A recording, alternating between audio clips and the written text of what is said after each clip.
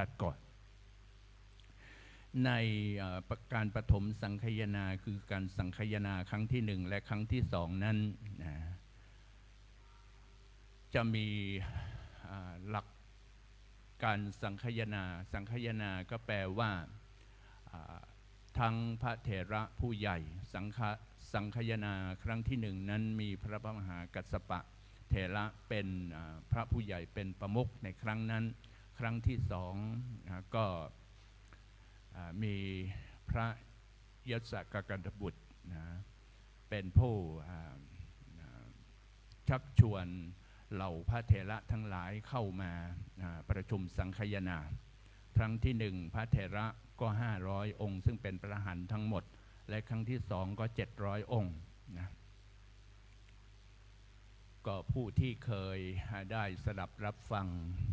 ในครั้งที่1นะแต่500องค์เคยสดับรับฟังคำสอนของพระพุทธเจ้าต่อหน้าพระพุทธเจ้าต่อหน้าพระพักตร์โดยตรงนะแล้วก็นำคำสอนเหล่านั้นมาสวดเทียบเคียงกันว่า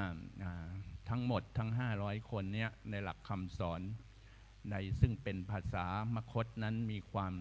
หลักธรรมคำสอนมีความตรงกันคล้องกันได้ดี 99% ไหม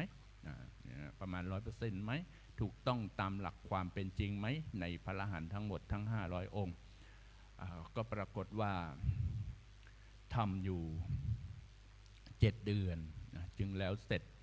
เริ่มทำการสังคายนาครั้งแรกก็หลังที่องค์สมเด็จพระสัมมาสัมพุทธเจ้าปรินิพพานไปแล้วได้3 เดือนเหตุที่ได้ทำปฐมสังคายนาก็มีภิกษุผู้กล่าวจงจับทำวินัยดังนั้นพระเถระผู้ใหญ่จึงต้องจำเป็นที่จะต้องไล่เรียงปริวัติสังคายนาหลักธรรมคำสอนหลักธรรมวินัย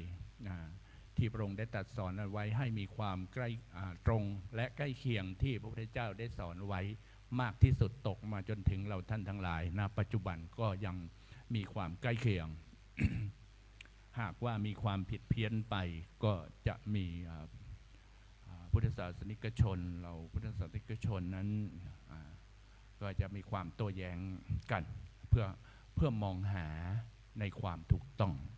ที่สุดนะแต่อันที่จริงก็ดีนะถ้ามันไม่มีความผิดก็จะมองไม่เห็นความถูกต้อง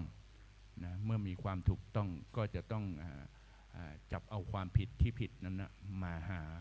ความถูกต้องให้ได้ตรงมากที่สุดนั่นเองนะในการสังคายนาครั้งที่3ก็ครั้งนั้น เมื่อระยะเวลาผ่านไป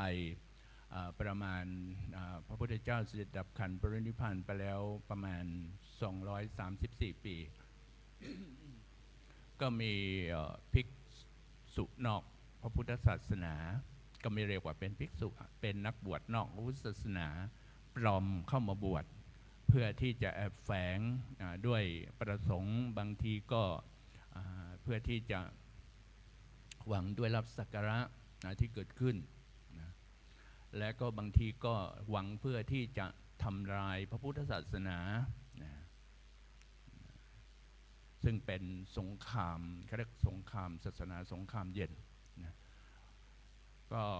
ปลอมเข้ามาบวช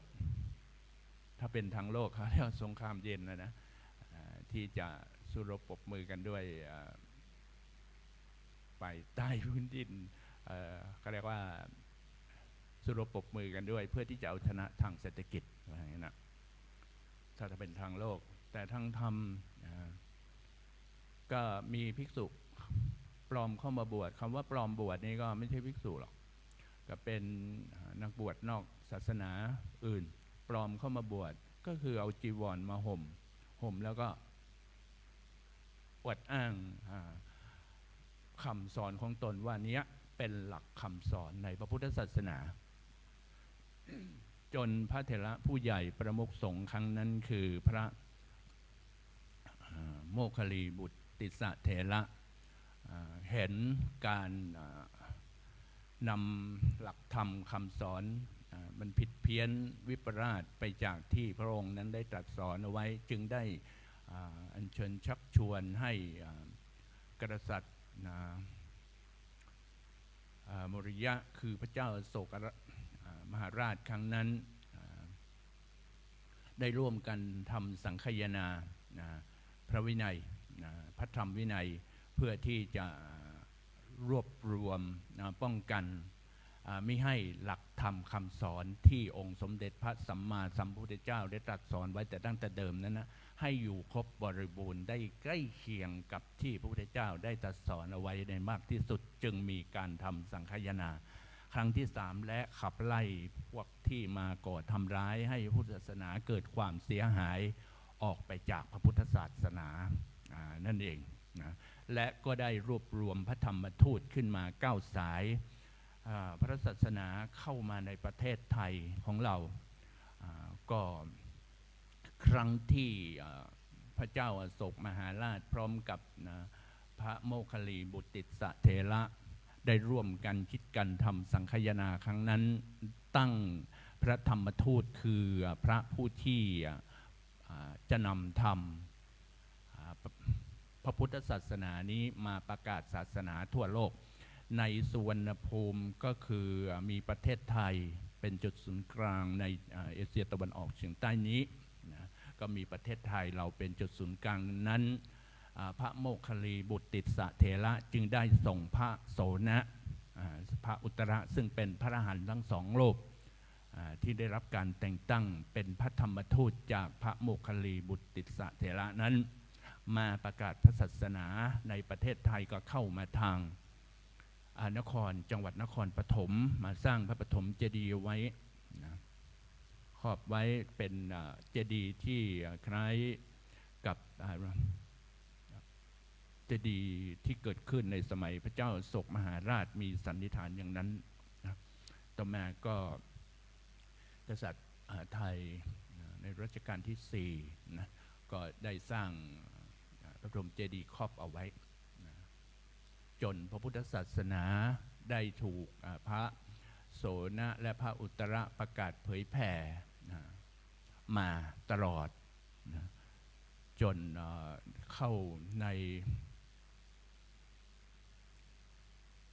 ปี 1,900 ประมาณปี 1,900 นะโดยประมาณนะก็มีลัทธิเถรวาทลังกาวงศ์นะซึ่งเป็นเถรวาทนี้หมายถึงคือเป็นหลักธรรมคำสอนที่พระพุทธเจ้าได้ตรัสสอนเอาไว้เพราะว่าลัทธิหลักต่างๆนั้นก็แยกออกไปอย่างเช่นมหายานอย่างเงี้ยนะแต่ของเรานี้ก็คือเป็นเถรวาทซึ่งเป็นหลักธรรมคำสอนที่พระมหากัสสปะเถระเป็นผู้ทำปฐมสังคายนาแล้วทรงจำหลักธรรมคำสอนเอาไว้แต่ดั้งแต่เดิมมาจนถึงเราท่านทั้งหลายณปัจจุบันก็ยังเป็นเถรวาทแต่ได้เปลี่ยนชื่อเป็นมหานิกายนะมหานิกายก็หมายถึงมีจำนวนมากนั่นเองในประเทศไทยเมื่อพระพุทธศาสนาแพร่หลายมาจนถึงปี 1,900 ลัทธิลังกาวงศ์เขาก็เข้ามาประกาศพระศาสนาเผยแผ่พุทธศาสนาในภาคใต้ของเรานะจนพระพุทธศาสนาแพร่หลายออกมาจนมาถึงครั้งสมัยสุโขทัยนะพ่อขุนรามคำแหงก็ให้ความสำคัญ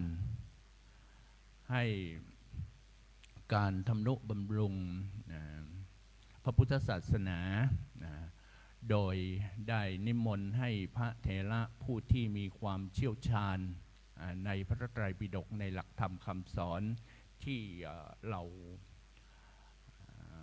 พระเถระผู้ใหญ่ดั้งเดิมโบราณอาจารย์ท่านได้ทำปฐมสังคายนามาแล้วก็หลักธรรมนั้นมาและได้อัญเชิญลัทธิลังกาวงศ์ลัทธิลังกาวงศ์นี้ก็เป็นเถรวาทเหมือนกับเรานะเชิญให้ลัทธิลังกาวงศ์ซึ่งเป็นพระภิกษุชาวศรีลังกามาประทับสถิตอยู่ในกรุงสุโขทัยทรงโปรดให้มีการเรียนการสอนพระไตรปิฎก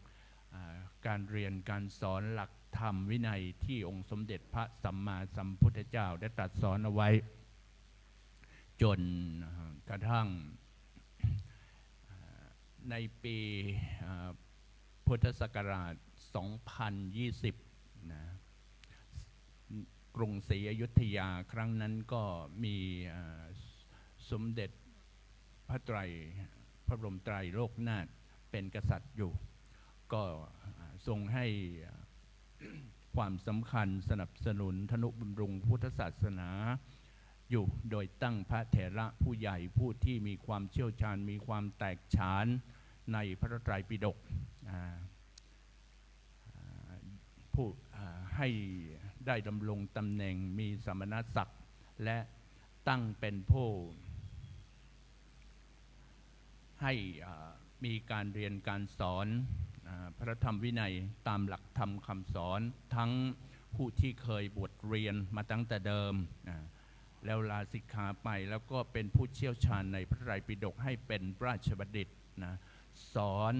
พระไตรปิฎกสอนหลักธรรมคำสอนของพระองค์ในพระบรมราชวังแก่พระสงฆ์องค์เณรในการครั้งนั้นนะก็ในปีเดียวกันคือ ปี 2020 ปีพุทธศักราช 2020 นั้น สมัยพระเจ้าติโลกราชซึ่งเป็นเจ้านครแห่งเชียงใหม่ก็ได้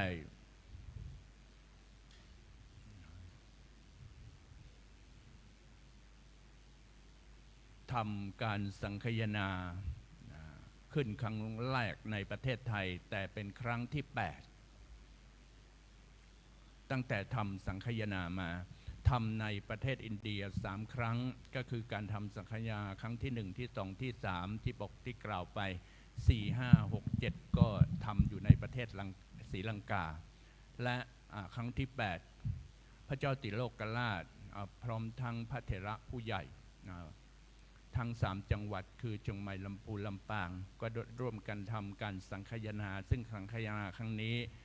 เป็นครั้งที่ 8ในโลกและเป็นครั้งที่1ในประเทศไทย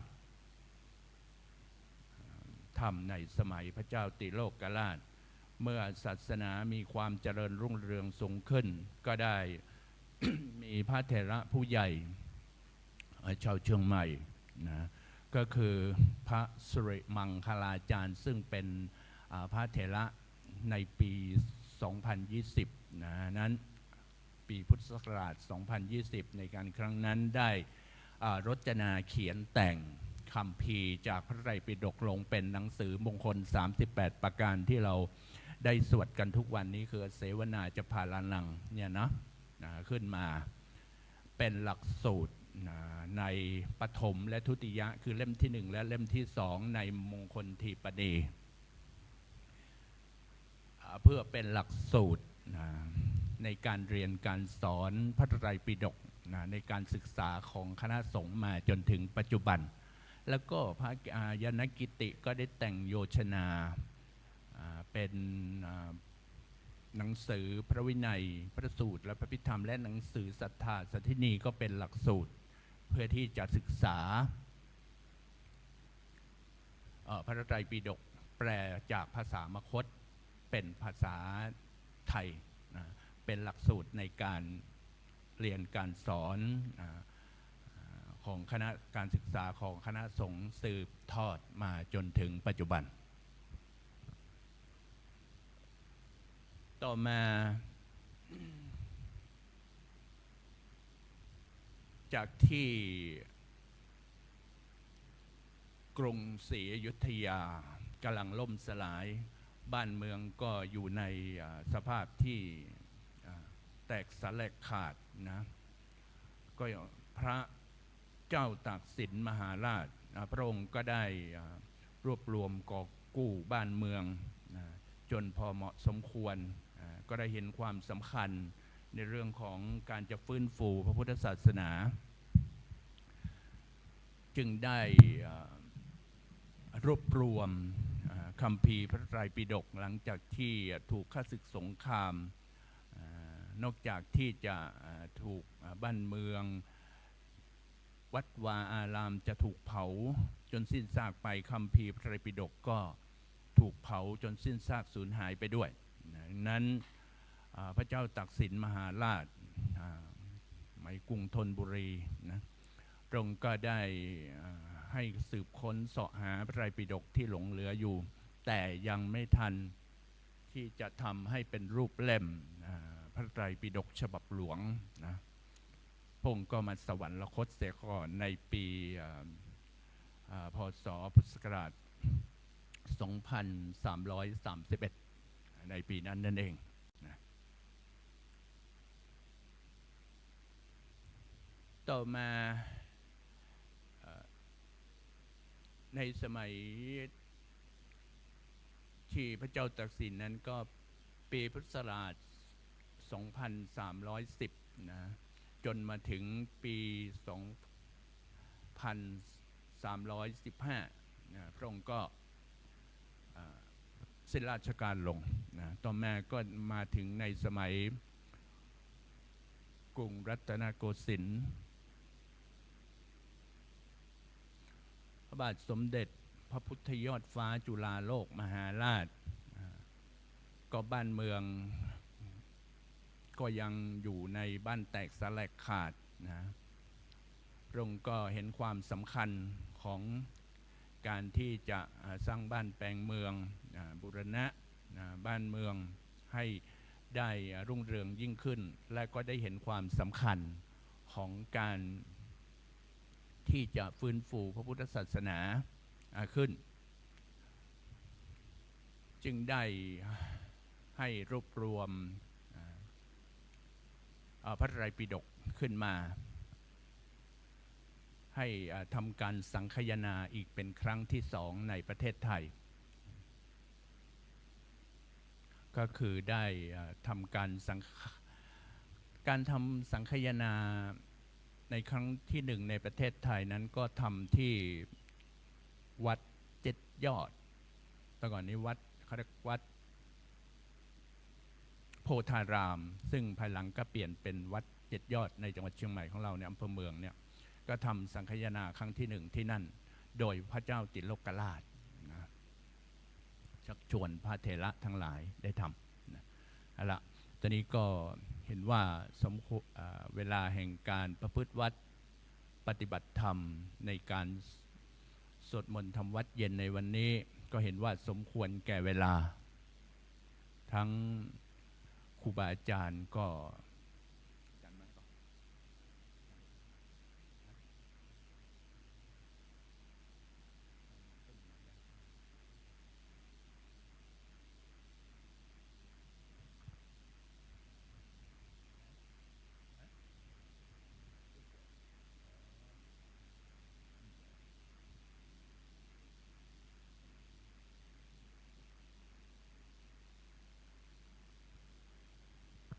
เดี๋ยวเราสักครู่กันนะรอครูบาอาจารย์รอความพร้อมจากครูบาอาจารย์ที่จะเดินทางมาทำวัดเย็นก่อนนะก็ในปีพุทธศักราช 2333 ก็ได้มีการทำสังคายนาที่วัดมหาธาตุโดยองค์สมเด็จพระบาทสมเด็จพระพุทธยอดฟ้าจุฬาโลกนะมหาราชพระองค์ก็กอบกู้บ้านเมืองหลังจากที่บ้านเมืองก็ยังอยู่ในสภาพกับสงครามอยู่นะกอบกู้ต่อจากพระเจ้าตากสินมหาราชแล้วก็ให้ความสนับสนุนอันที่จะฟื้นฟูพระพุทธศาสนาให้ดียิ่งขึ้นนะนั้นก็จึงนิมนต์พระเถระผู้ใหญ่ให้มารวมกันประชุมกันณวัดมหาธาตุเพื่อที่จะทำการสังคายนาครั้งที่9นะครั้งที่8ทำที่จังหวัดเชียงใหม่นะหรือครั้งที่1ในประเทศไทยครั้งที่2หรือครั้งที่9นี้ก็ทำที่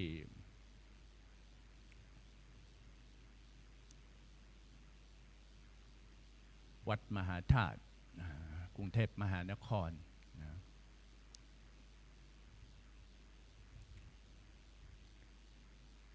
ก็โปรดให้มีการเรียนการสอนหลักธรรมคำสอนที่องค์สมเด็จพระสัมมาสัมพุทธเจ้าได้ตรัสสอนเอาไว้นะเหมือนอย่างครั้งที่ได้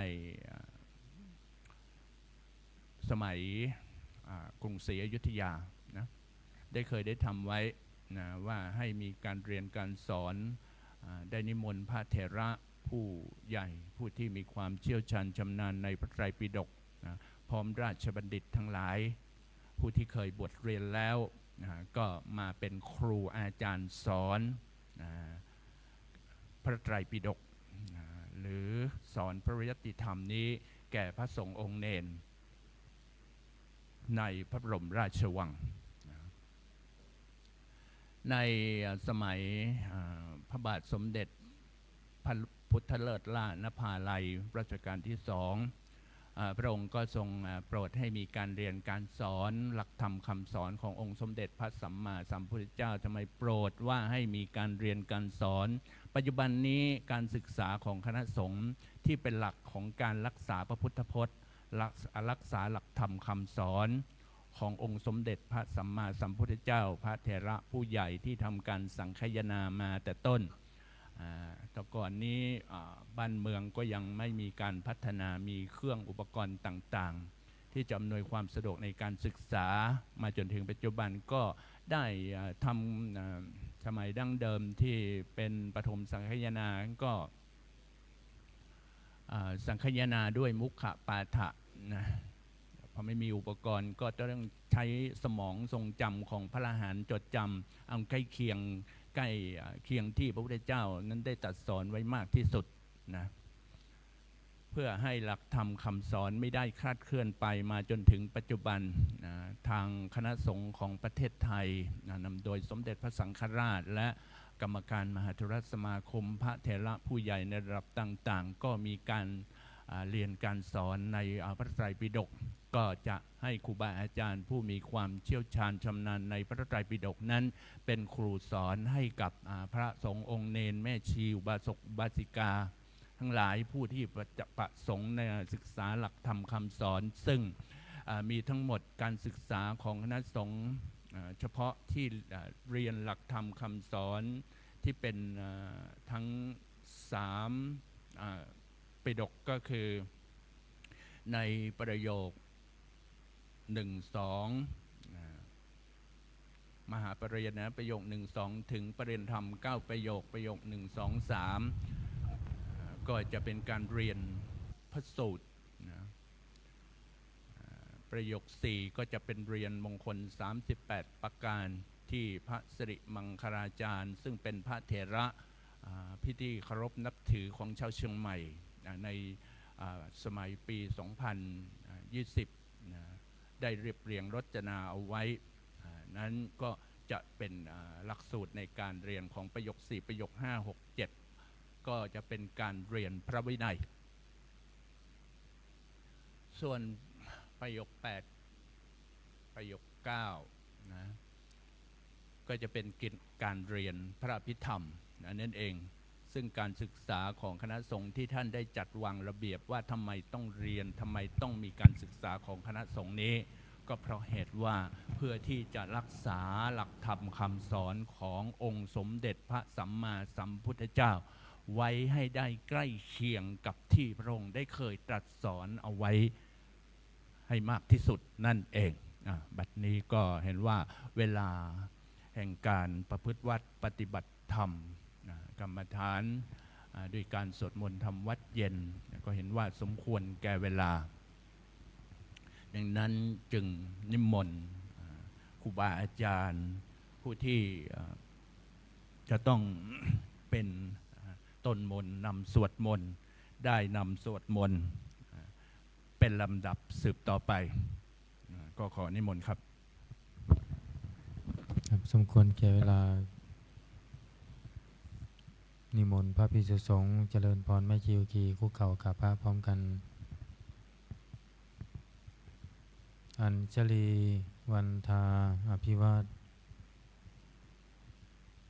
อัญชลีวันทาอภิวาท อัญชลีวันทาอภิวาท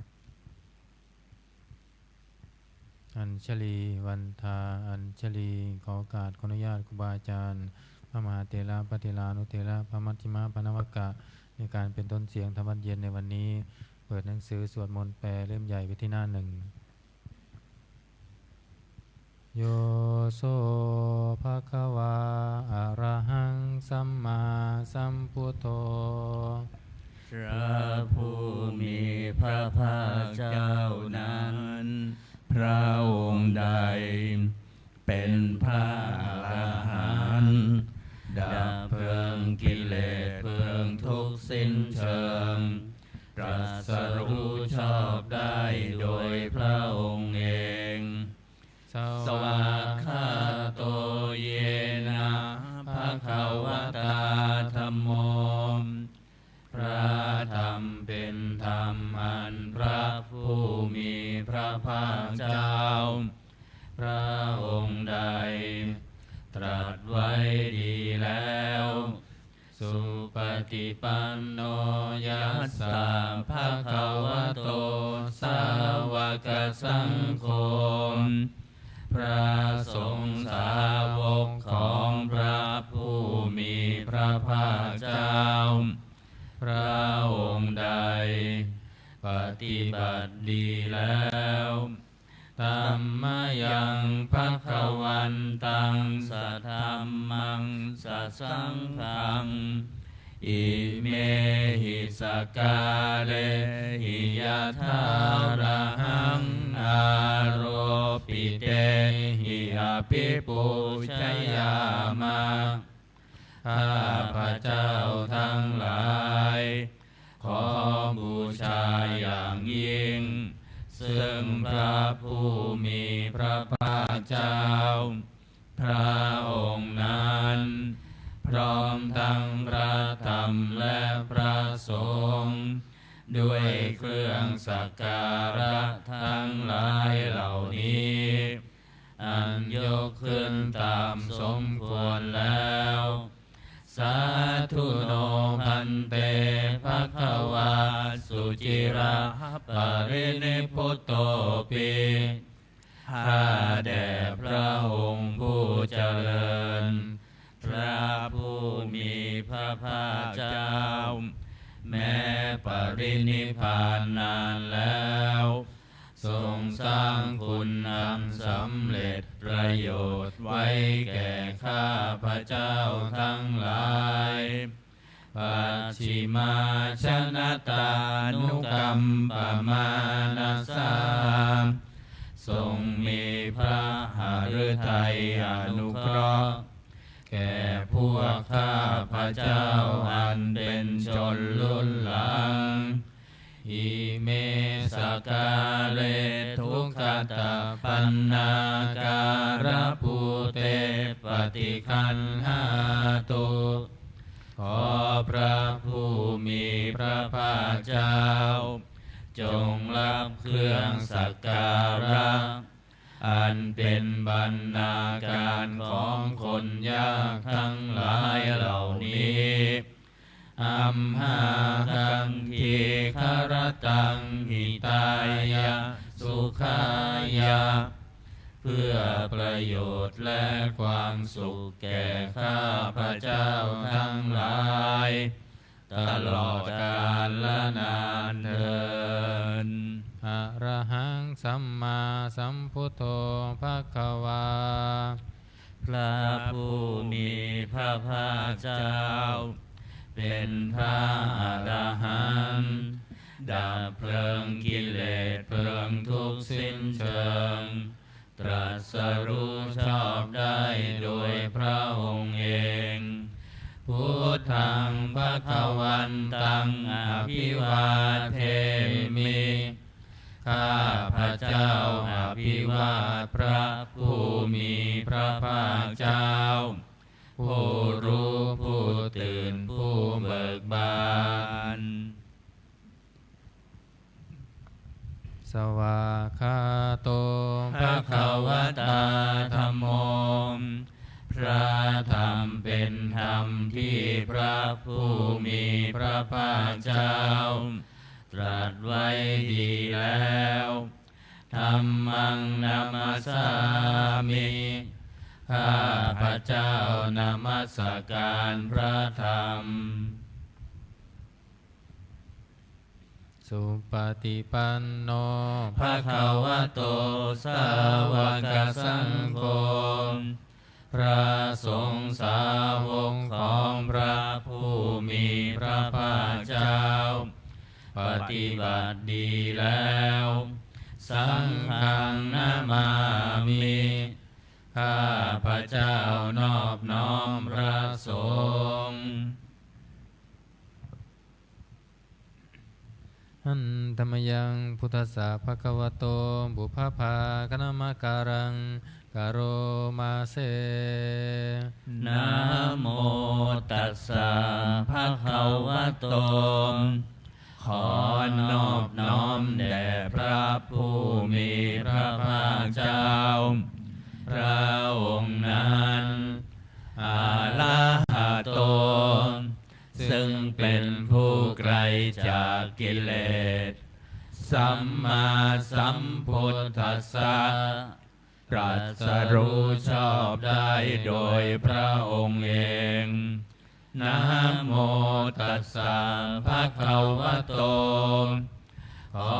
นอบน้อมแด่พระผู้มีพระภาคเจ้าพระองค์นั้นอะระหะโตซึ่งเป็นผู้ไกลจากกิเลสสัมมาสัมพุทธัสสะตรัสรู้ชอบได้โดยพระองค์เองนะโมตัสสะภะคะวะโตขอนอบน้อมแด่พระผู้มีพระภาคเจ้าพระองค์นั้นอะระหะโตซึ่งเป็นผู้ไกลจากกิเลสสัมมาสัมพุทธัสสะตรัสรู้ชอบได้โดยพระองค์เองเปิดหนังสือไปที่หน้า19อันธรรมยังพุทธานุสตินายังกโรมาเส ตังโฆปนะภะคะวันตังเอวังกัลยาโนกิตติสัพโทอะภุคโตก็กิตติศักดิ์อันงามของพระผู้มีพระภาคเจ้านั้นได้ฟุ้งไปแล้วอย่างนี้ว่าอิติปิโสภะคะวาเพราะเหตุอย่างนี้อย่างนี้พระผู้มีพระภาคเจ้านั้นอะระหังเป็นผู้ไกลจากกิเลสสัมมาสัมพุทโธเป็นผู้ตรัสรู้ชอบได้โดยพระองค์เองวิชาจารณสัมปันโนเป็นผู้ถึงพร้อมด้วยวิชาและจารณะสุขโตเป็นผู้ไปแล้วด้วยดีโลกวิทูเป็นผู้รู้โลกอย่างแจ่มแจ้งอนุตตโรปุริสธรรมสารถิเป็นผู้สามารถฝึกบุรุษที่สมควรฝึกได้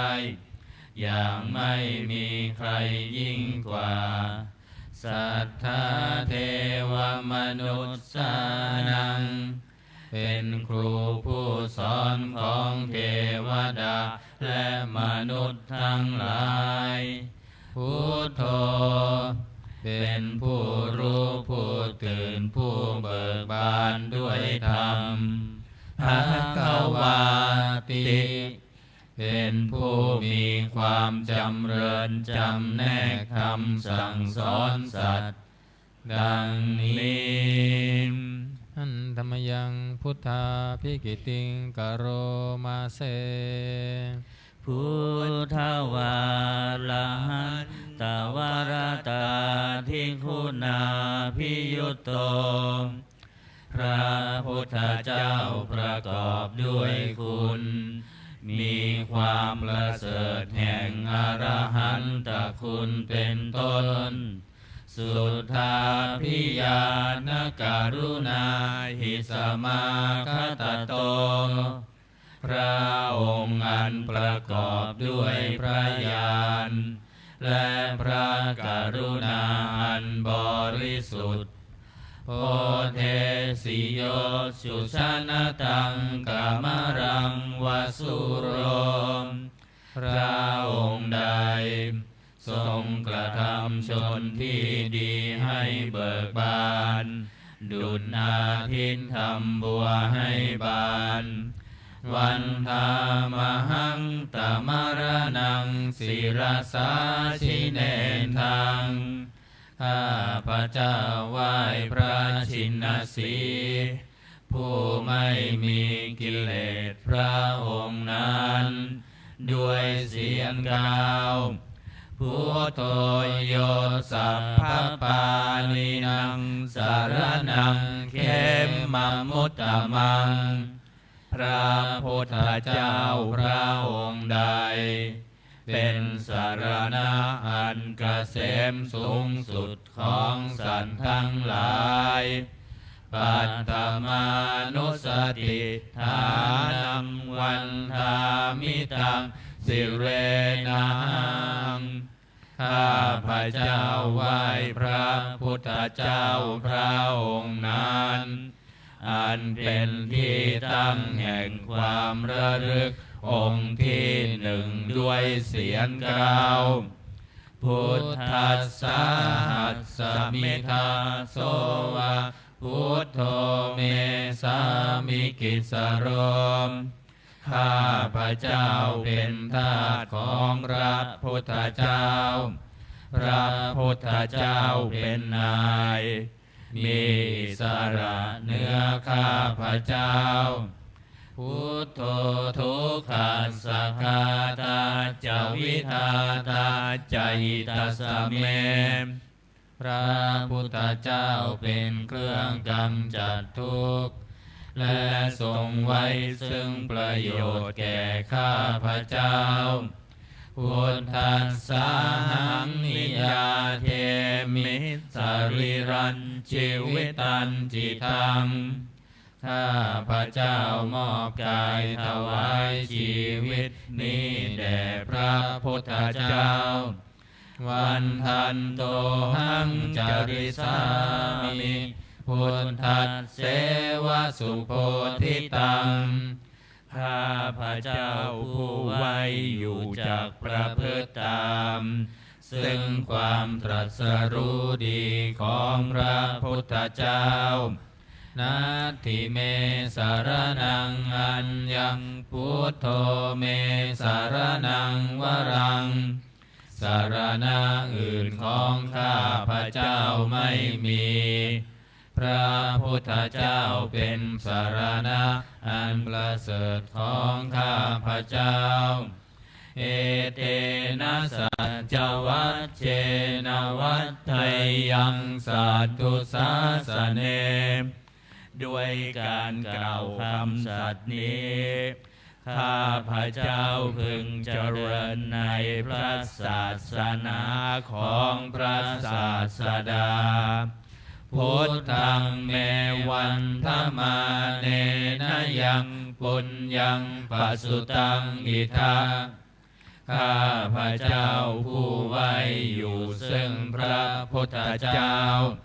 ได้ขวนขวายบุญใดในบัดนี้สัพเพปิอันตรายาเมมาเหสุงตัสสะเตชะสามอันตรายทั้งปวงอย่าได้มีแก่ข้าพระเจ้าด้วยเดชแห่งบุญนั้นกายเยนะวาจายวะเจตัสสาวา ด้วยกายก็ดีด้วยวาจาก็ดีด้วยใจก็ดีพุทเทกุกัมมังปะกตังมยายังกรรมนาติเตียนันใดที่ข้าพระเจ้ากระทำแล้วในพระพุทธเจ้าพุทโธปฏิคันหตัวจยันตังขอพระพุทธเจ้าจงงดซึ่งโทษล่วงเกินนั้นการันตะเรสังวริตุงวพุทเทเพื่อการสำรวมระวังในพระพุทธเจ้าในการต่อไป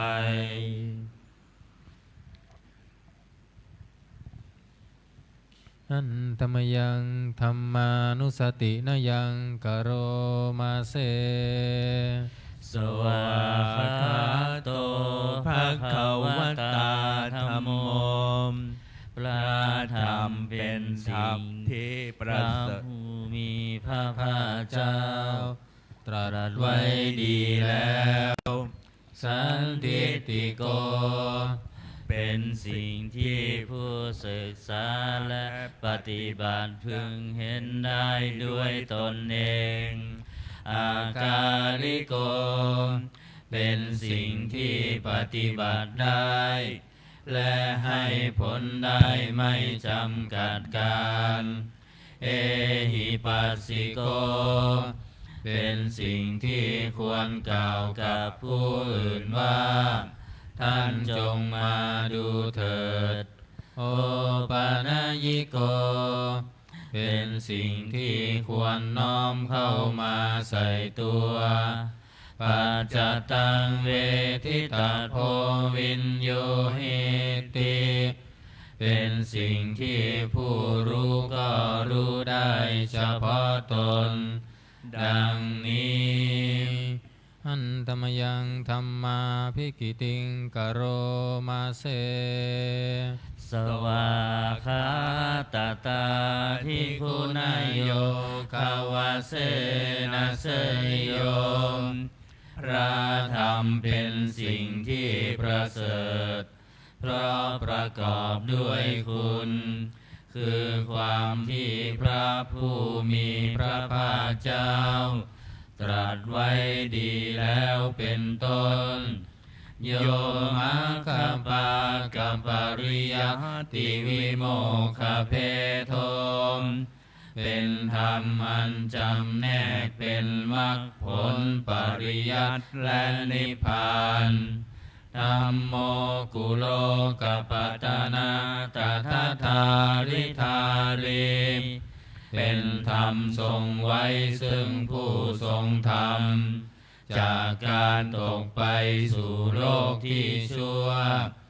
วันธรรมหังกามหารังวรธรรมเมตังข้าพระเจ้าไหว้พระธรรมอันประเสริฐนั้นอันเป็นเครื่องขจัดเสียซึ่งความมืดธัมโมโยสัพพปานินังสารนังเขมมุตตมังพระธรรมใดเป็นสารณะอันเกษมสูงสุดของสัตว์ทั้งหลายทุติยานุสติฐานังวันธามิตังสิเรนะหังข้าพระเจ้าไหว้พระธรรมนั้นอันเป็นที่ตั้งแห่งความระลึกองค์ที่สองด้วยเสียงกล่าวธัมมัสสาหัสสมิทาโสวัตธัมโมเมสามิกิสโรข้าพระเจ้าเป็นทาสของพระธรรมพระธรรมเป็นนายมีอิสระเหนือข้าพระเจ้าธัมโมทุกขัสสะคาตาจาวิทาตาจาอิตัสสะเมพระธรรมเป็นเครื่องกำจัดทุกข์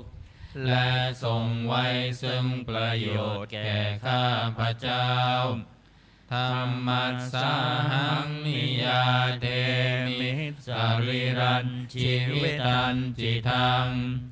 ข้าพระเจ้ามอบกายถวายชีวิตนี้แด่พระธรรมวันทันโตหังจริสามิธรรมัสเสวสุธรรมตังข้าพระเจ้าผู้ไว้อยู่จากประพฤติตามซึ่งความเป็นธรรมดีของพระธรรมนัตถิเมสรนังอัญญังธัมโมเมสรนังวรังสารณะอื่นของข้าพระเจ้าไม่มีพระธรรมเป็นสารณะอันประเสริฐของข้าพระเจ้าเอเตนะสัจจวัชเชนวัตถยังสัตถุสาสเนด้วยการกล่าวคำสัตย์นี้ข้าพระเจ้าพึงเจริญในพระศาสนาของพระศาสดาธัมมังเมวันธมาเนนะยังปุญญังปสุตังอิทาข้าพระเจ้าผู้ไว้อยู่ซึ่งพระธรรมได้ขวนขวายบุญใดในบัดนี้สัพเพ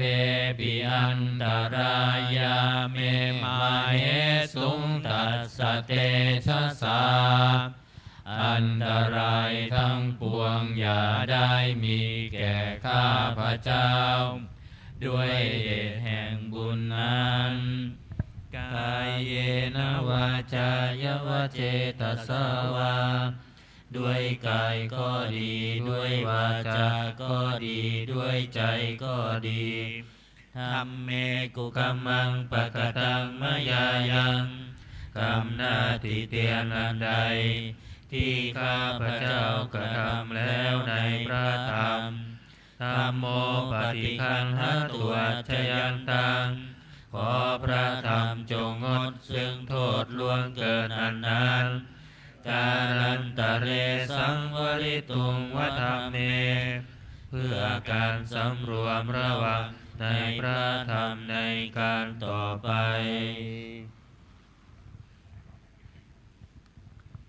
หันตมยังสังขานุสตินายังกโรมาเสสุปฏิปันโนภะคะวะโตสาวกสังโฆทรงสาวกของพระผู้มีพระภาคเจ้าปฏิบัติดีแล้วอุชุปฏิปันโนภะคะวะโตสาวกสังโฆทรงสาวกของพระผู้มีพระภาคเจ้าปฏิบัติตรงแล้วยายะปฏิปันโนภะคะวะโตสาวกสังโฆทรงสาวกของพระผู้มีพระภาคเจ้าปฏิบัติเพื่อรู้ธรรมเป็นเครื่องออกจากทุกข์แล้วสามีจิปฏิปันโนภะคะวะโตสาวกสังโฆทรงสาวกของพระผู้มีพระภาคเจ้าปฏิบัติสมควรแล้วยะทิทังได้แก่บุคคลเหล่านี้คือจัตตาริปุริสายุคานิอัตถปุริสบุคลาคู่แห่งบุรุษสี่คู่นับเรียงตัวบุรุษได้8บุรุษเอสะภะคะวะโตสาวกสังโฆนั่นแหละทรงสาวกของพระผู้มีพระภาคเจ้าอาหุนายโย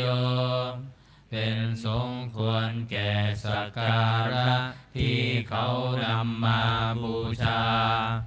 ปาหุนายโยเป็นสมควรแก่สักการะที่เขาจัดไว้ต้อนรับทักขินายโย เป็นผู้ควรรับทั้งศีนาทานอัญชรีการณิโยเป็นผู้ที่บุคคลทั่วไปควรทำอัญชรีอนุตตรังปุญญเขตังโลกัสสติเป็นเนื้อนาบุญของโลกไม่มีนาบุญอื่นยิ่งกว่าดังนี้อันธรรมยังสังฆาภิกิติงกโรมาเสสัทธรรมโชสุปฏิปฏิคุณาทิยุตโตพระสงฆ์ที่เกิดโดยพระสัทธรรมประกอบด้วยคุณมีความปฏิบัติดีเป็นต้นโยธาภิโทอริยบุคลสังฆเสโทเป็นหมู่แห่งพระอริยบุคคลอันประเสริฐ8 จำพวกสีราธิธรรมปวราสยกายจิตโตมีกายและจิตนันอาศัยธรรมมีศีลเป็นต้นอันบวรวันธามหังตมริยานาคานังสุทังข้าพระเจ้าไหว้หมู่แห่งพระอริยเจ้าเหล่านั้นอันบริสุทธิ์ด้วยดีสังโฆโยสัพพปานินังสารนังเขมมุตตมังพระสงฆ์หมู่ใดเป็นสารณะอันเกษมสูงสุดของสัตว์ทั้งหลายตาติยานุสติทานังวันทามิตังสิเรนะหังข้าพระเจ้าไหว้พระสงฆ์หมู่นั้นอันเป็นที่ตั้งแห่งความระลึกองค์ที่3ด้วยเสียงกล่าวสังฆัสสาหัสสมิทาโสวะสังโฆเมสามิกิสโรข้าพระเจ้าเป็นทาสของพระสงฆ์พระสงฆ์เป็นนายมีอิสระเหนือข้าพระเจ้าสังโฆทุกขัสสะคาตาจวิทาตาจหิตัสสะเมพระสงฆ์เป็นเครื่องกำจัดทุกข์และทรงไว้ซึ่งประโยชน์แก่ข้าพระเจ้าสังฆัสสาหังนิยาเทมิสรีรันชีวิตันจิตังข้าพระเจ้ามอบกายถวายชีวิตนี้แด่พระสงฆ์วันทันโตหังจริสามิสังฆัสโสปฏิปันนตังข้าพระเจ้าผู้ไหวอยู่จากประพฤติตามซึ่งความปฏิบัติดีของพระสงฆ์นาติเมสารนังอัญญังสังโฆเมสารนังวรังสารณะอื่นของข้าพระเจ้าไม่มีพระสงฆ์เป็นสารณะอันประเสริฐของข้าพระเจ้าเอเตนะสัจจวัชเชนะวัตไตยังสัทธุสาสเนด้วยการกล่าวคำสัตย์นี้ข้าพระเจ้าพึงเจริญในพระศาสนาของพระศาสดาสังฆังเมวันธมาเนนะยังปุญญังปัสสุตังอิทาข้าพระเจ้าผู้ไหวอยู่จากพระสงฆ์ได้ขวนขวายบุญใดในบัดนี้สัพเพปิอันตรายาเมมาเหสุงตัสสะเตชะสาม อันตรายทั้งปวงอย่าได้มีแก่ข้าพเจ้าด้วยเดชแห่งบุญนั้นกายเยนวาจายวเจตสาวาด้วยกายก็ดีด้วยวาจาก็ดีด้วยใจก็ดีสังเคกุกัมมังปะกตังมยายังกรรมนาติเตียนอันใดที่ข้าพเจ้ากระทำแล้วในพระสงฆ์สังโฆปฏิคันหตัวจยันตังขอพระสงฆ์จงงดซึ่งโทษล่วงเกินอันนั้นการันตะเรสังวริตุงวสังเคเพื่อการสำรวมระวังในพระสงฆ์ในการต่อไปเปิดหนังสือไปที่หน้า38อันตมยังโอวาทปาติโมขคาทายโยพนามาเสสัพพะปาปัสสะอาการนังการไม่ทำบาปทั้งปวงกุศลสุปสัมปทาการทำกุศลให้ถึงพร้อมสัจจิตาปริโยทปานังการชำระจิตของตนให้ขาวรอบเอตังพุทธานาสาสนังทำ3อย่างนี้เป็นคำสั่งสอนของพระพุทธเจ้าทั้งหลายขันติปรมังตโปติติฆามขันติคือความอดกลั้นเป็นธรรมเครื่องเผากิเลสอย่างยิ่งนิพพานังปรมังวทันติพุทธาผู้รู้ทั้งหลายกล่าวพระนิพพานว่าเป็นธรรมอันยิ่งนาหิปภัชชิโตปรูปคาติผู้กำจัดสัตว์อื่นอยู่ไม่ชื่อว่าเป็นบรรพชิตเลยสามโนโหติปรังวิเหทยันโตผู้ทำสัตว์อื่นให้ลำบากอยู่ไม่ชื่อว่าเป็นสมณะเลยอนุปวาโทอนุปคาโตการไม่พูดร้ายการไม่ทำร้ายปาติโมกเขจะสังวโลการสำรวมในปาติโมกข์มัตตัญยุตาจะพัตตัสสมิงความเป็นผู้รู้ประมาณในการบริโภคปันตัญจะสายนาสนัง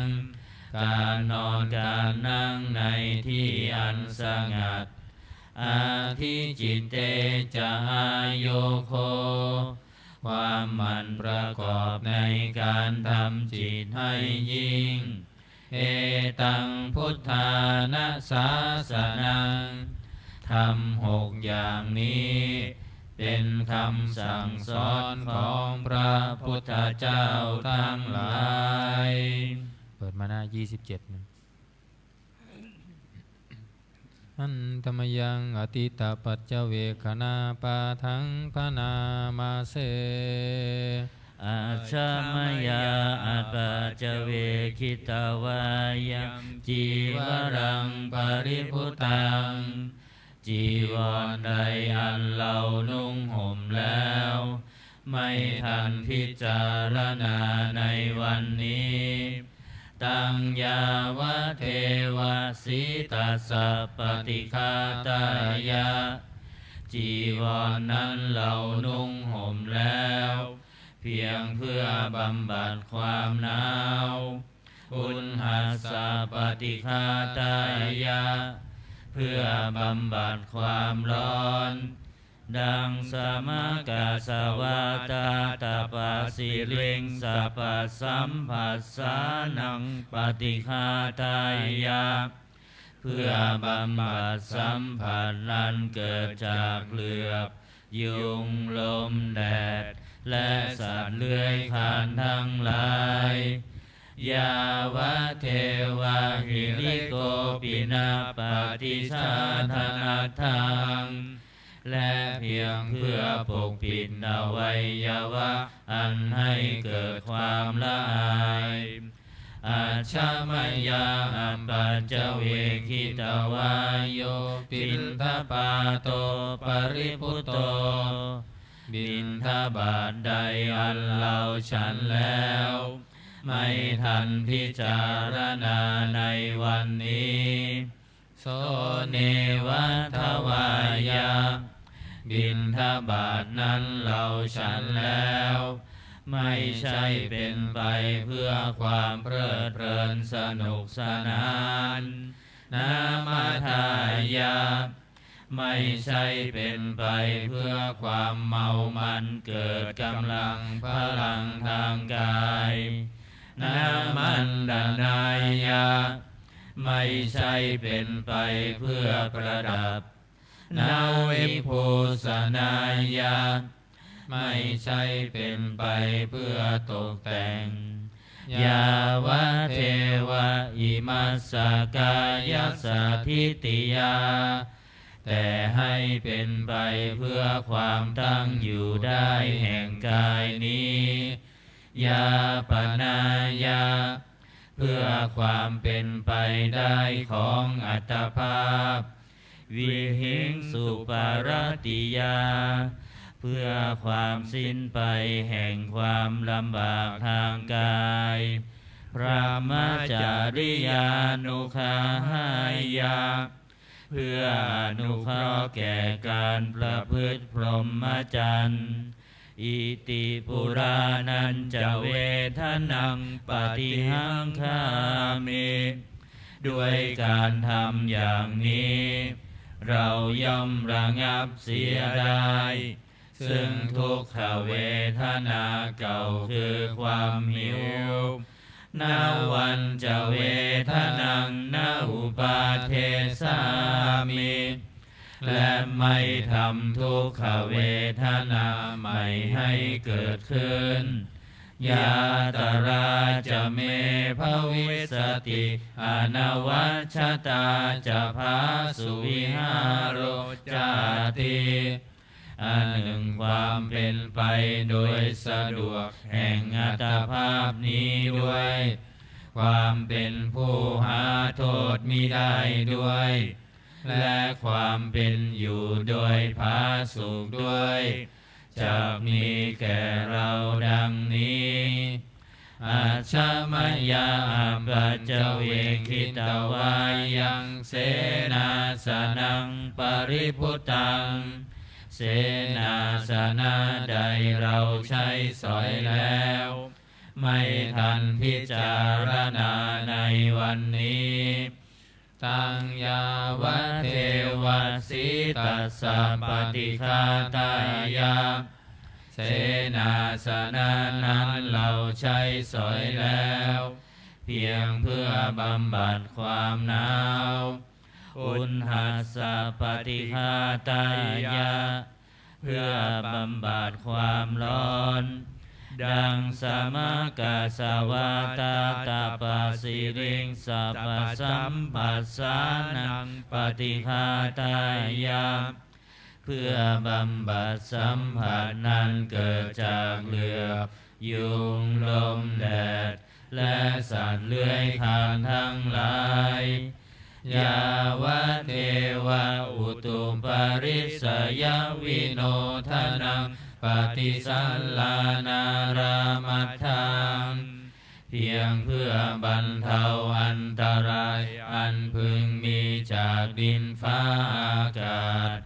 และเพื่อความเป็นผู้ยินดีอยู่ได้ในที่หลีกเล่นสำหรับภาวนาอาชามยาปัจจเวคิตวายโยคิลานะปัจจยเพสัจจปริคาโรปริพุตโต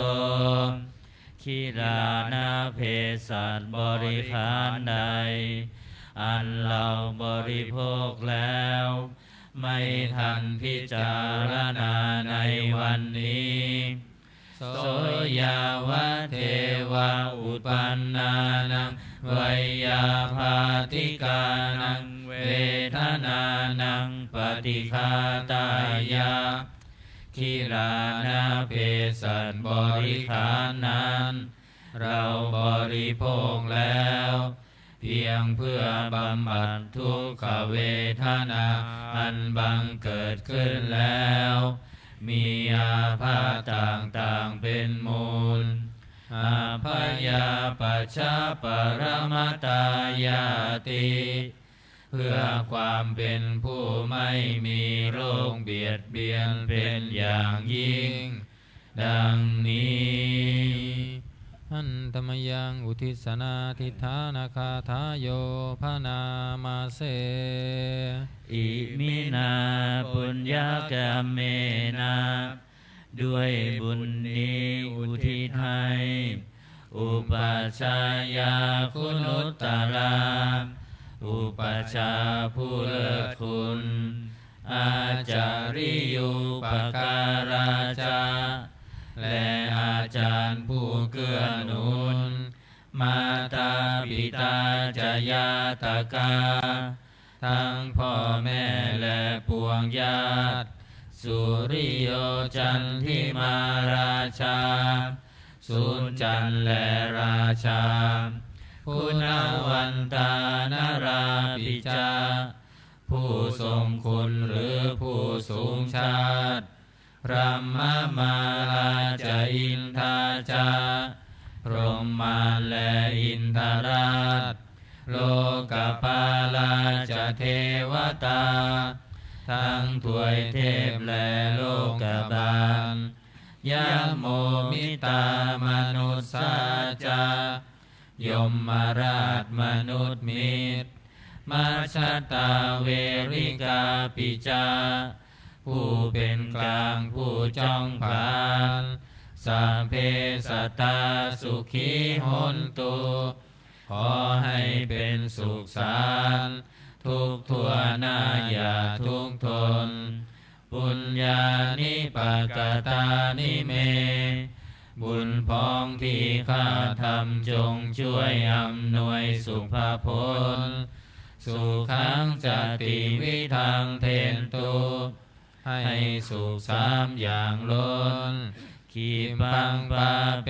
ทาโวมาตังให้รู้ถึงนิพพานพรันอิมินาปุญญกรรมเมนะด้วยบุญนี้ที่เราท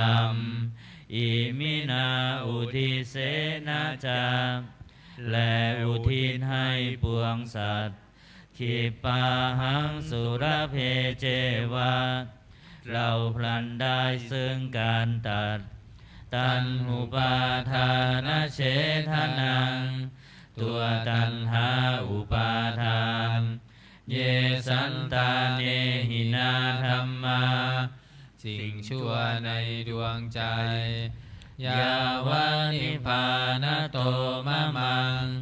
กว่าเราจะถึงนิพพานนัสสันตุสัพพทาเยวะ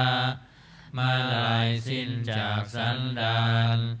ยัจฉาชาโตภเวภเวทุกภพที่เราเกิดอุชุจิตังสติปัญญามีจิตตรงและสติทั้งปัญญาอันประเสริฐสันเลโควิริยัมหินาพร้อมทั้งความเพียรเลิศเป็นเครื่องขูดกิเลสหาย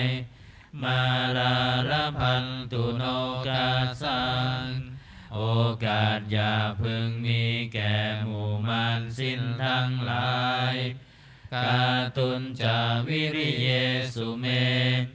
เป็นช่องประทุษร้ายทำลายล้างความเพียรจมพุทธาธิปาวโรนาโทพระพุทธผู้บวรนาถธัมโมนาโท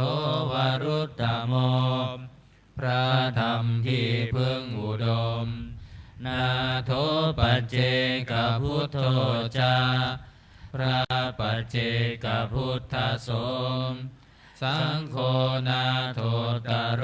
มะมังทบพระสงฆ์ที่พึ่งพยองเตโสตมานุภาเวนะด้วยอานุภาพนั้นมาโลกาสังฆพันตุมาขอหมู่มารอย่าได้ช่อง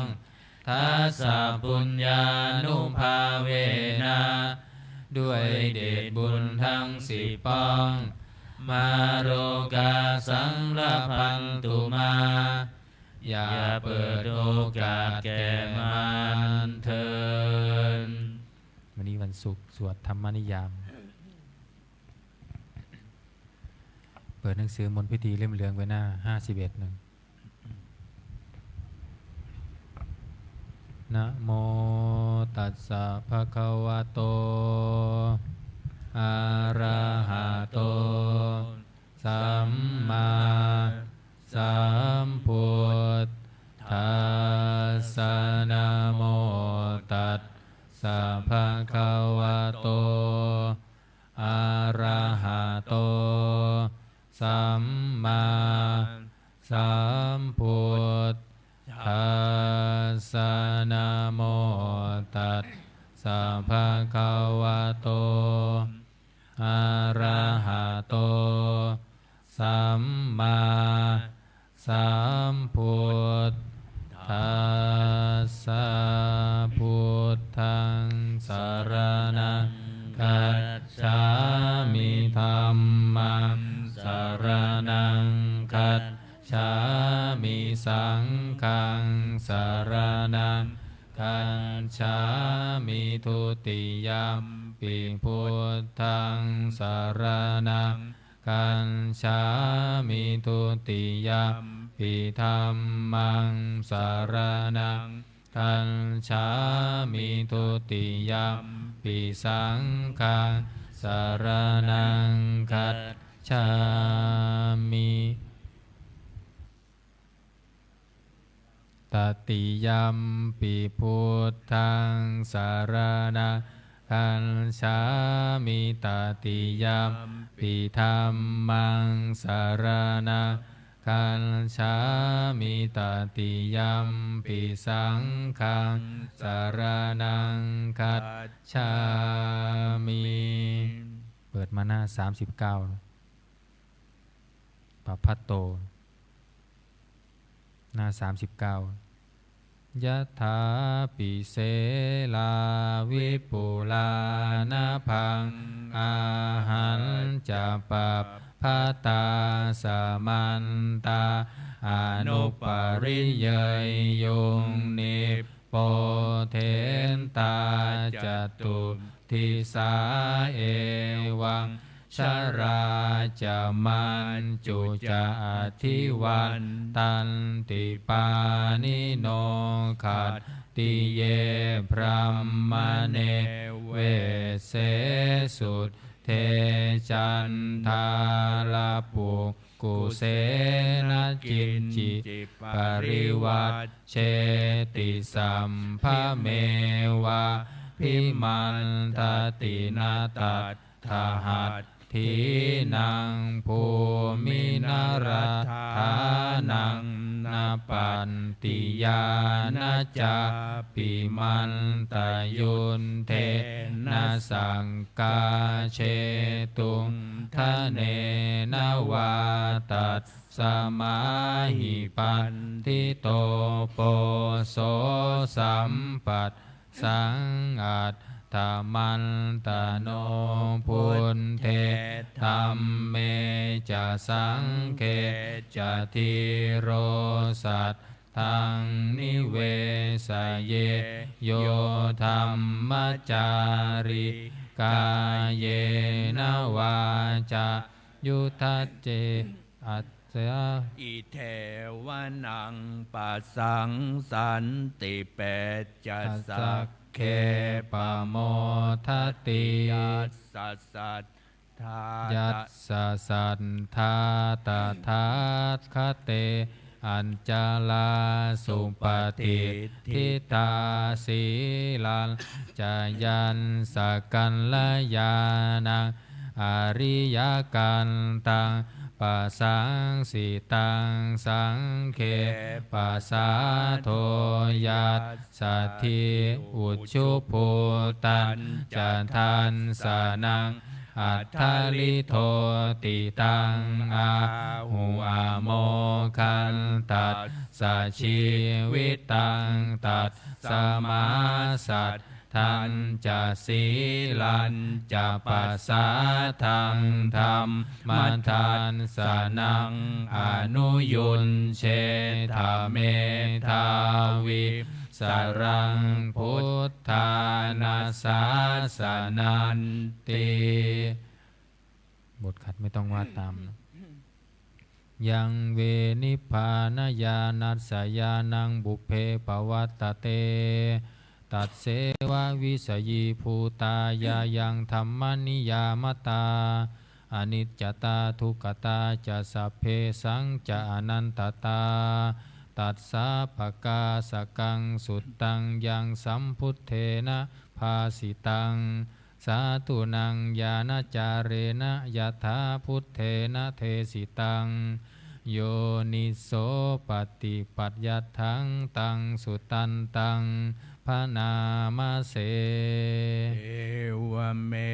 สุตังเอเอกังสามายังภคะวาสาวัตถิยังวิหารติเชตวเนอนาถปินทิกัสสะอาราเมตัสระโคภควาภิกขุอามันเตสิพิงขโวติภัทธันเตติเตภิกขุภควโตปัญจันโสสุมภควาเอตตะโวจังอุปาทาวาภิกขเวตถาคตานังอนุปาทาวาตถาคตานังทิตาวาสาธาตุธรรมัตทิตตาธรรมนิยามตาสัพเพสังขาราอนิจจติตังตถาคโตอภิสัมพุชติอภิสัมเมติอภิสัมพุชิตวาอภิสัมเมตวาอาจิงคติเทเสติปัญญาเปติปันทาเปติวิวารติวิภัชชติอุตตานิกโรติสัมเพสังขาราอนิจจติอุปาทาวาภิกขเวตถาคตานังอนุปาทาวาตถาคตานังทิตาวาสาธาตุธรรมัตทิตตาธรรมนิยามตาสัมเพสังขา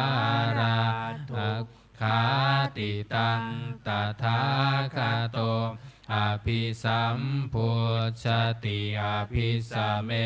ติอภิสัมพุชิตวาอภิสัมเมตวาอาจิงคติเทเสติปัญญาเปติปันทาเป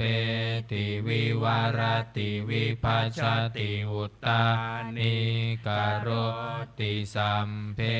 สังขาราทุกขาติอุปาทาวาภิกขเวตถาคตานังอนุปาทาวาตถาคตานังทิตาวาสาธาตุธรรมันทิตตาธรรมนิยามตาสัพเพ เพธรรมานันตาติตังตถาคโตอภิสัมพุญชติอภิสเมติอภิสัมพุญชินตวาอภิสเมตวาอาจิกขติเทเสติปัตยะเปติปัตถาเปติวิวัลติวิปัชชติอุตานิกโรติสัพเพธรรมาอนัตตาติธัมโวจะภควาอันตมนาเตภิกขุภควโตภาสิตังอภินันทุนติสัมเพสังขารานิจจติยถาปัญญายาปัสสติอัฏฐานิมพินทติทุงเขเอสมัคโควิสุทธิ ทิยาสัพเพสังขาราทุงขาติยถาปัญญายาปัสสติอัฏฐานิมพินทติทุกเขเอสมัคโควิสุทธิยาสัมเพธัมมาอนันตาติยถาปัญญายาปัสสติอัฏฐานิมพินทติทุกเขเอสมัคโควิสุทธิยาอัมปกาเตมนุษเสสุเยชนะปารคามิโนอัฏฐายังอินตราปชาติระเมวะนุทาวติเยจะโคสัมมาทักขาเตธัมเมธัมมานุวัตติโนเตชะนะปารเมสันติมัจจุทัยยังสุทุตตรังกันหังธัมมังวิปหายสุกังภาเวทปันทิโตโอกาอโนกามะคัมมวิเวเกยันททุระมังตันตระพิรติมิจฉัยยหินตวากาเมอากินจโนปริโยทปยาอัตตานังชินตากิเลเสหิปันทิโตเยสังสัมโพธิยังเคสุสัมมาจินตังสุภาวิตังอาทานปฏินิสสังเคอนุปาทายเยรตาขีนาสวะชุติมันโตเตโลเกปรินิพพุตตาติอวิชชาปัญจยาสังขาราสังขาราปัญจยาวิญญาณังวิญญาณปัญจยานามรูปังนามรูปัญจยาสลายตานังสลายตานาปัญจยาปันโสภัสสะปัญจยาเวทนาเวทนาปัญจยาตัณหาตัณหาปัญจยาอุปาทานังอุปาทานปัจจยาภโวภวปัจจยาชาติชาติปัญจยาชรามรณังโสกปริเทวทุกขโทมานัสสุปายาสาสัมภวันติเอวเมตัสสะเกวลัสสะทุกขังขันธัสสะสมุทัยโยโหติอวิชชายตเววะอเสสวิราคานิโรธาสังขารนิโรโทสังขารนิโรธา วิญญาณนิโรโทวิญญาณนิโรธานามรูปานิโรโทนามรูปานิโรธาสลายตานานิโรโทสลายตานานิโรธาผัสสานิโรโทผัสสานิโรธาเวทนานิโรโทเวทนานิโรธาตัณหานิโรโทตัณหานิโรธาอุปาทานานิโรโทอุปาทานานิโรธาภาวะนิโรโทภาวะนิโรธาชาตินิโรโทชาตินิโรธาชรามรณังโสกปริเทวทุกขโทมนัสสุปายาสานิรุตชันติเอวะเมตัสสะเกวลัสสะทุกขังขันธัสสะนิโรโทโหติยะถาหาเว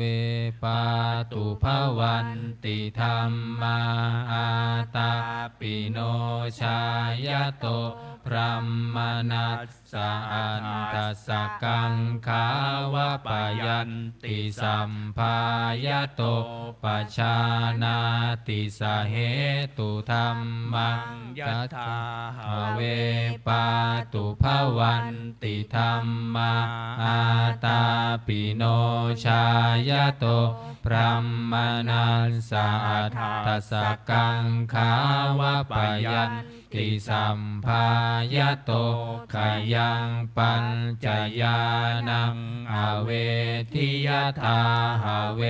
ปาตุภวันติธัมมาอาตาปิโนชายโตพรหมนัสสะวิทูปยังตินทติมาราเสนะสุโรวะโอภาสยมันตริขันติอติตังนานวาขมัยยนับปฏิกังเขอนาคตังยัตติตัมปะหินันตังอัมปันตัญจานาคตังปัญจุปันนันจโยธัมมะตันทตันทวิปัสสติอสังหิรังอสังกุมปังตังวิธามนุปรูหะเยอัจเชวะกินจามาตัปปังโกชัญญามรณังสุเวนะหิโนสังครันเตนะมหาเสเนนะมันจุนาเอวังวิหาริมาตาปิงอโหรัตตมตันทิตังตังเวพัทเทกรโตติสันโตอาจิกเตมุนีติ122ภาษาคินี122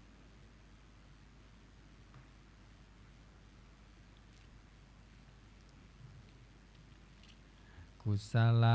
ธรรมาอกุศลธรรมาอัปยากตาธรรมากัตตเมธรรมากุศลยัสมิงสมาเยกามาวจาระกุศลังจิตตังอุปันนังโหติโสมานัสสะสหคตังญาณสัมปยุนตังรูปารัมมนังวาสัทธารัมมนังวาคันธารัมมนังวารสารัมมนังวาโพนธรรมภารัมมนังวาธรรมารัมมนังวายัง วาปนารามภัตตัสสมิงสมัยเยภัสโสโหติอวิเคโปโหติเยวาปนาตัสสมิงสมัยเยอันเยปิอันติปฏิจจสมุปปันนาอรูปิโนธัมมาอิเม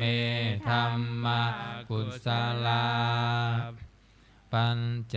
ขันธารูปขันโทเวทนาขันโทสัญญาขันโทสังขารขันโทวิญญาณขันโทกัตถกัตตโมรูปขันโทยังกินจิรูปังอติตานาคตปัจจุปันนังอัจฉัตตังวาภหิทาวาโอ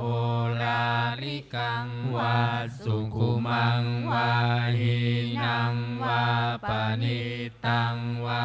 ยังทุเรวาสันติเกวาตเทกัจฉังอภิสัญญูหิตวาอภิสังขิปิตวาอายังวุจจติรูปขันโทสังฆโหอสังฆโหสังฆอิเตนะอสังฆอิตังอสังฆอิเตนะสังฆอิตังสังฆอิเตนะสังฆอิตังอสังฆอิเตนะอสังฆอิตังสัมปโยโควิปปโยโคสัมปยุตเตนะวิปปยุตตังวิปปยุตเตนะสัมปยุตตังอสังฆอิตังชะปัญญันติโยขันธปัญญัตติอายตนะปัญญัตติธาตุปัญญัตติสัญจปัญญัตติอินทาริยปัญญัตติปุงคลปัญญัตติกินตาวตาปุงคลานังปุงคลปัญญันติสมัยวิมุตโตอาสมัยวิมุตโตกุมปะธัมโมอากุมปะธัมโมปริหานธัมโมอปริหานธัมโมเจตนาภะโพอนุรักขานาพัมโพปุถุชโนโคตรภูพายุปารโตอภายุปารโตภาภาคมโนอภัมภาคมโนนิยโตอนิยโตปฏิปันนะโกภาเลติโตอะระหะอะระหัตตายปฏิปันโนปุงคาโลอุปลาภติสัจฉิกัตถปรมัตถ์เทนาติอามันตายโยสัจฉิกัตโถปรมัตถ์โถตโตโสปุงคาโลอุปลาภติสัจฉิกันถปรมัตถ์เทนาตินาเหวังวัตตัมเพอาชานาหินิกขหังหันจิปุคโลอุปลาภติสัจฉิกันถปรมัตถ์เทนะเตนวัตเรวัตตัมเพโยสัจฉิกัตโถปรมัตถ์โถตโตโสปุคโลอุปลาภติสัจฉิกันถปรมัตถ์เทนาติมิจฉาเยเจกิกุศลธัมมาสัพเพเตกุศลมูลาเยวาปนกุศลมูลาสัพเพเตธัมมากุศลาเยเจจิกุศลธัมมาสัมเพเตกุศลมูเลนะเอกมูลาเยวา ปนกุศลมูเลนะเอกมูลาสัพเพเตธัมมากุศลาเหตุปัจจโยอารัมมณปัจจโยอันธิปันติปัจจโยอนันตรปัจจโยสมนันตรปัจจโยสหชาตปัจจโยอัญญมัญญปัญจโยนิสยปัญจโยอุปนิสยปัจจโยปุเรชาตปัจจโยปัจฉาชาตปัจจโยอาเสวนปัจจโยกัมมปัจจโยวิปากปัจจโยอาหารปัจจโยอินทริยปัจจโยชานะปัจจโยมัคคปัจจโยสัมปยุตตปัจจโยวิมปยุตตปัจจโยอัตถิปัจจโยนัตถิปัจจโยวิคัตตปัจจโยอวิคัตตปัจจโยอนิจจาวัฏสังขาราอุปาทวยธรรมิโนอุปาชิตตวานิรุชันติเตสังวูปัสสโมสุโข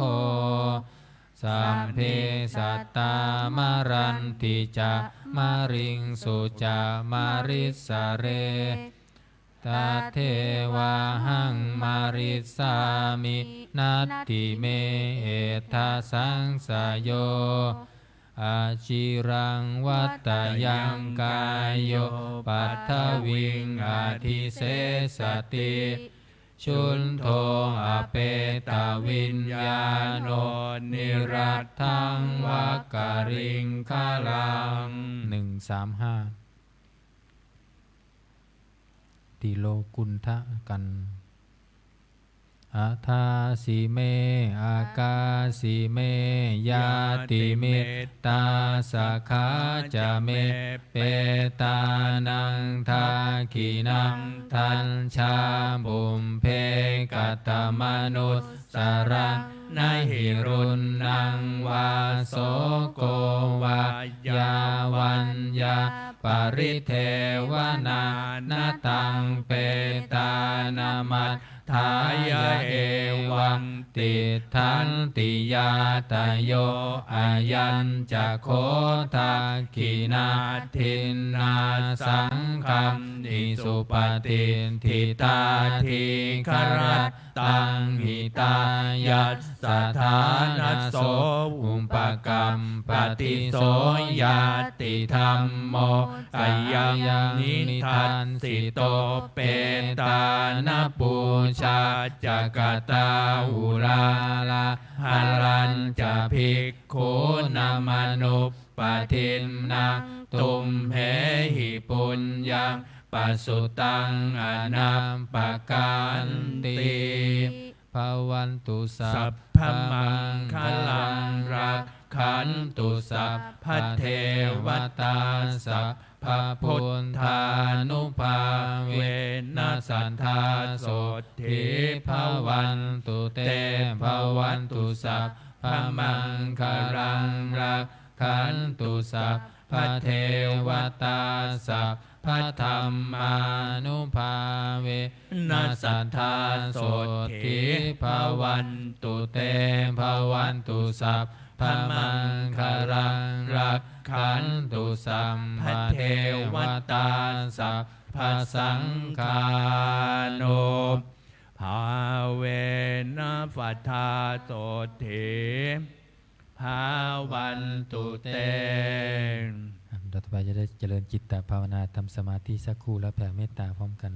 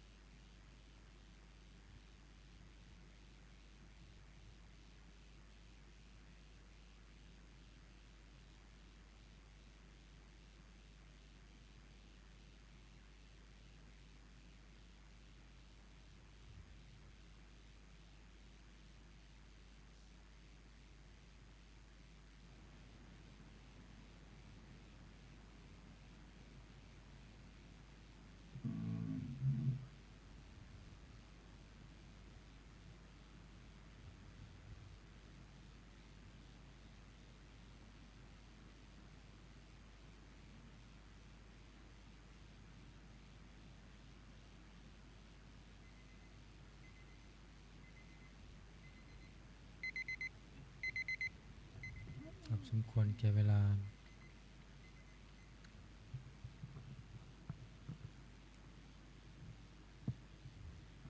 เราควรนั่งอุทิศบุญกุศลแผ่เมตตาพร้อมกัน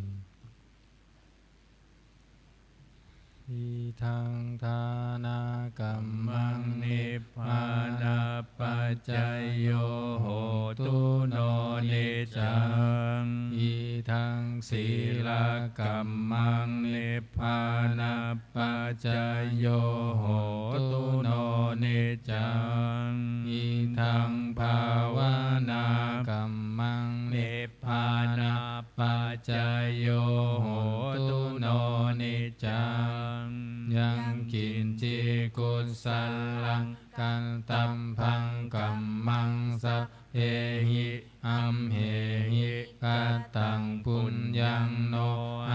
นุโมทันตุสุนันตุพนโตเยเท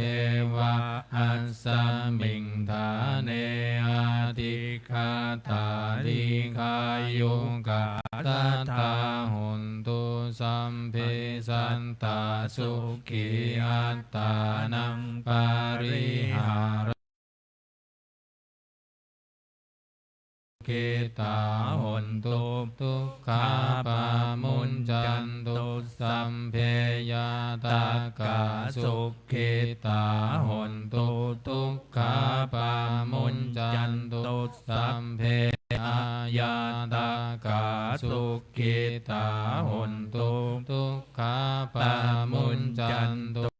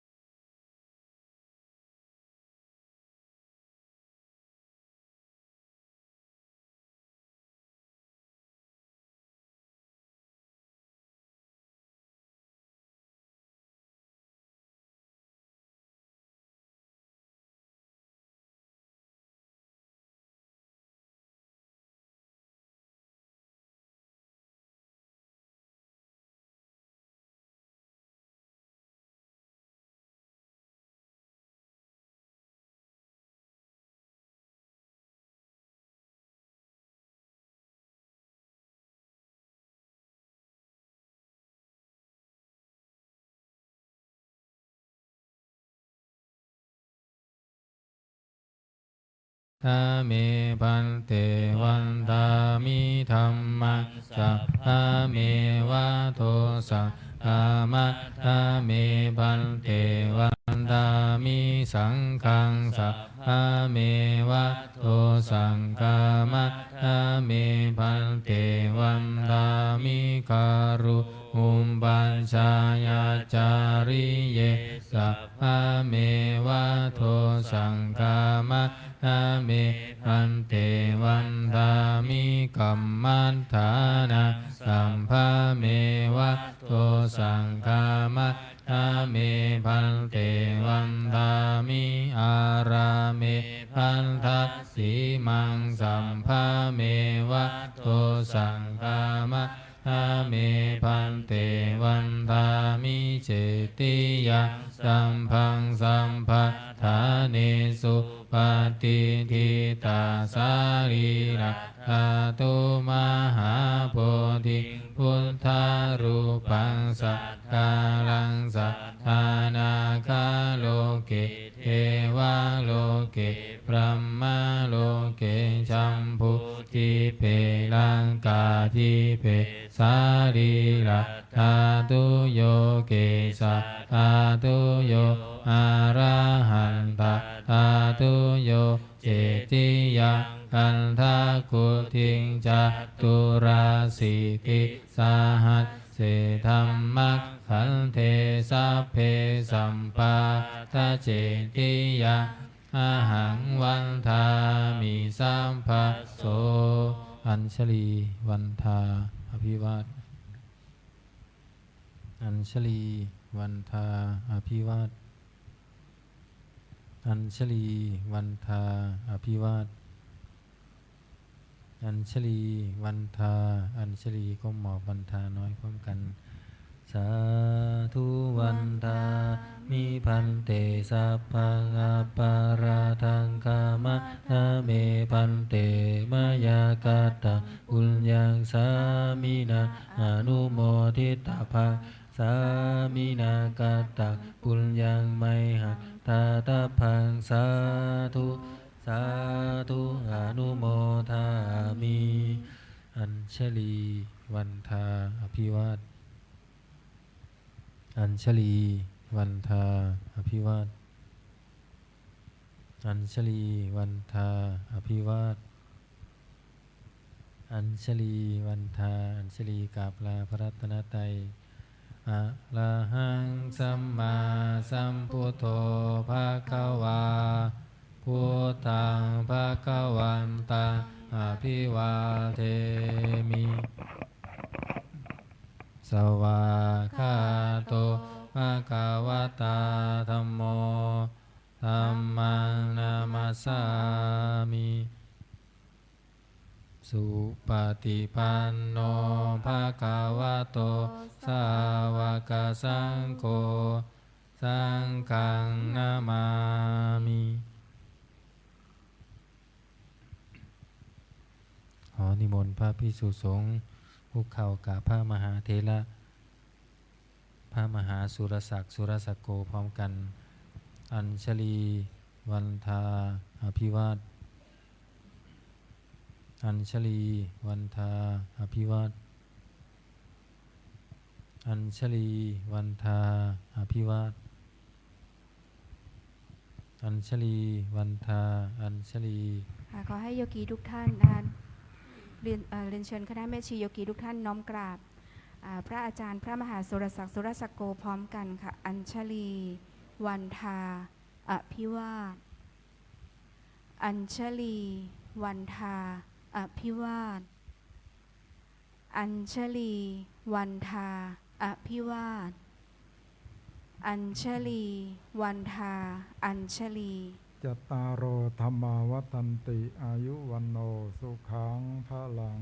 สาธุสาธุสาธุโยคีชายช่วยเก็บอัสนะด้วยนะครับค่ะวันนี้นะเดี๋ยวให้โยคีหญิงทั้งสองฝั่งช่วยกันปิดประตูหน้าต่างเก็บอัสนะให้เรียบร้อยนะคะโยคีหญิงทุกท่านนะคะเดี๋ยวสักครู่เราไปรวมตัวกันที่ตึกเฉลิมพระเกียรติ80 ปีนะคะเนื่องจากวันนี้นะคะพระอาจารย์นะพระผู้ใหญ่ในวัดของเรานะคะได้ถึงแก่มรณภาพลง